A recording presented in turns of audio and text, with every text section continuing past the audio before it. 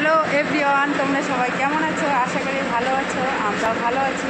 তো ফাইনালি আজকে আমাদের ছাদ ঢালাই হয়ে গেল। ওই যে দেখো হচ্ছে ছাদ ঢালাই। এই যে এটা আমার কৃষি, এই যে কৃষি, এই যে কৃষির কথা কি অবস্থা।